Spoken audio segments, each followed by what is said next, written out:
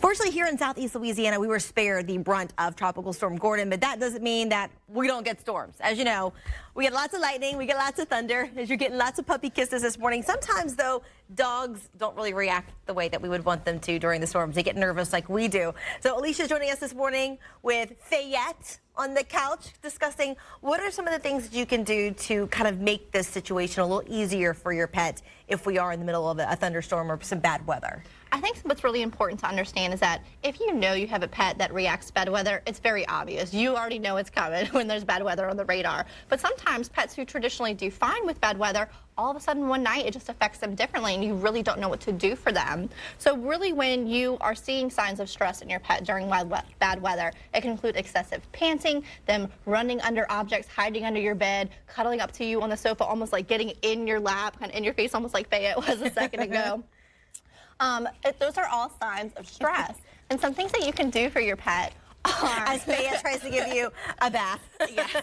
Some things that you can do for your pet are play really soft music, something that's calming, that kind of mutes the sound of the weather outside. Keep them in a familiar part of your home. So if they traditionally, stay in a certain room, go sit in that room with them because that's where they're most comfortable. If they have a favorite toy or a bed, of course, anything that will comfort them. Just like, young children or adults, if we have that comfort item, it just makes us feel better. And pets can sense our stress levels as well. So if you kind of take your stress level down a little bit, it'll of course help them.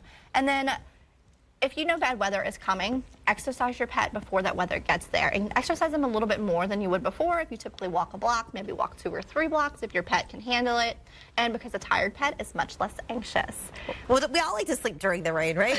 When should you turn to, say, medication or maybe some kind of assistance when it comes to that anxiety or that kind of stress? If it's really to the point where your pet might need medication, then it's most likely a reoccurring incident with your pet with bad weather, or even, separation anxiety when you leave the home to go to work or go run an errand. So talk to your vet, let them know what's going on. They'll let you know if medication might be a good fit for your pet, and they'll find the right type of medication and the right dosage, based on the breed and the size of your pet. So that's something you definitely need to do in advance. It's not something that you can get, the night of the storm. Absolutely. So talk to your vet now. We're not out of hurricane season yet, and even past hurricane season, we always have thunderstorms, pop-up weather. So talk to your vet and just make sure it's a good fit. Don't ever medicate your pet with medications that belong to yourself or someone else's pet, because you want to make sure that your vet is giving you the medication that's going to work best for your animal. And Fayette here, we should add, is a pretty cool cucumber.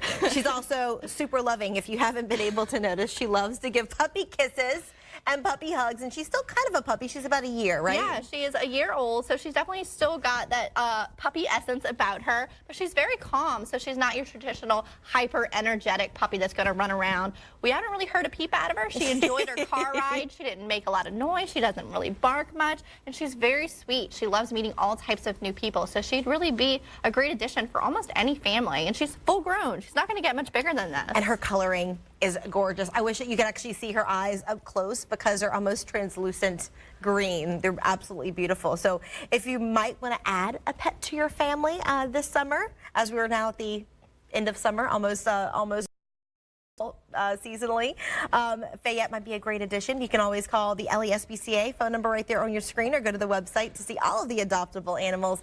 And again, get maybe some more tips if you've got a dog who might be a little bit anxious. So thank you guys so much for joining us this morning. We appreciate it.